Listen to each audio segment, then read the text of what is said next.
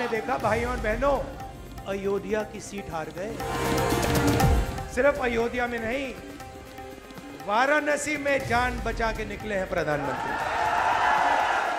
कार्यकर्ता अमेठी के, रायबरेली के, मैं आपको दिल से धन्यवाद करता हूं। सीटें भले ही यूपी में 6 मिली हों, लेकिन ये उत्साह, ये जोश उत्तर प्रदेश में कांग्रेस के रिवाइवल का है। 2014 में 2 और 2019 में 1 सीट पर सिमट जाने वाली कांग्रेस इस बार 6 लोकसभा सीटें जीतने में सफल रही।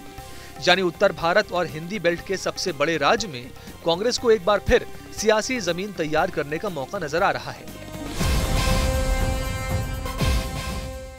प्रधानमंत्री को आपने मैसेज भेजा है कि संविधान को आपने छुआ तो देखो हम आपके साथ क्या करते हैं। और अगर देश को नया विजन देना है तो भाइयों और बहनों, उत्तर प्रदेश से ही देना होगा। पहली बार हमने देखा कि प्रधानमंत्री खुलकर हिंसा और नफरत की राजनीति कर रहे थे। आदरणीय प्रधानमंत्री जी, हम सभी को अनुग्रहित करेंगे। बीते 10 सालों से उत्तर प्रदेश बीजेपी का गढ़ बना हुआ था, लेकिन यहां इंडिया गठबंधन सेंध लगाने में कामयाब रहा। नाक का सवाल बन गई अमेठी सीट भी कांग्रेस के खाते में गई। राहुल खुद रायबरेली से जीत गए, लेकिन तंज वाराणसी पर कस गए। सिर्फ अयोध्या में नहीं, वाराणसी में जान बचा के निकले हैं प्रधानमंत्री। और मैं आपको कहता हूं और बहन से कह रहा हूं,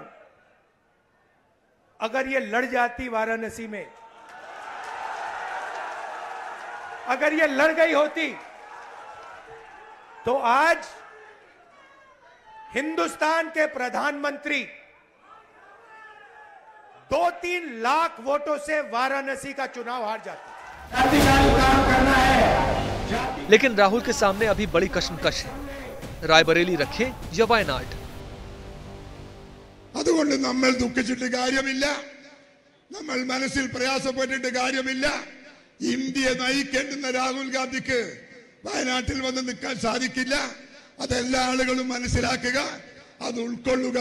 പ്രിയപ്പെട്ട രാഹുൽജിക്ക് എല്ലാ ഭാവങ്ങളും നേരുക.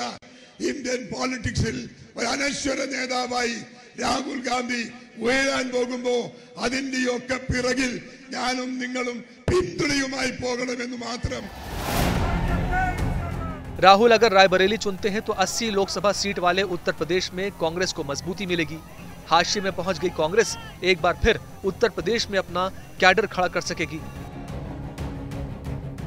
गांधी परिवार की परंपरागत सीट से रिश्ता कायम रहेगा। 2027 के विधानसभा चुनाव में कांग्रेस को फायदा मिल सकता है। हमारा पारिवारिक रिश्ता है। राजनीति में सबसे पुराना रिश्ता आपके और हमारे बीच में है। यह रिश्ता 100 साल पहले रायबरेली और अमेठी के खेतों में शुरू हुआ था। जब अंग्रेजों के खिलाफ यहां किसान आंदोलन हुआ, जवाहरलाल नेहरू जी आए, रायबरेली, अमेठी, उत्तर प्रदेश के किसान लड़े थे। मैं यहां आई थी इस बार चुनाव लड़ने के लिए। मैंने कहा था कि लगभग 300 घंटे हैं, 2-2, 3-3 घंटे निकाल लीजिए सोने के लिए, बाकी सब काम करेंगे। और आपने ये करके दिखाया है। दिन रात हमने काम किया इस नतीजे के लिए। सबसे बड़ा धन्यवाद रायबरेली की जनता को, मेरे परिवार के सदस्यों को, जिन्होंने मेरे बड़े भाई को वोट देकर इतनी भारी बहुमत से जिताया। हम सब आपके आभारी हैं। भले ही यूपी से कांग्रेस की बड़ी उम्मीदें जुड़ गई हैं, लेकिन खोई हुई जमीन हासिल करना भी आसान नहीं होगा।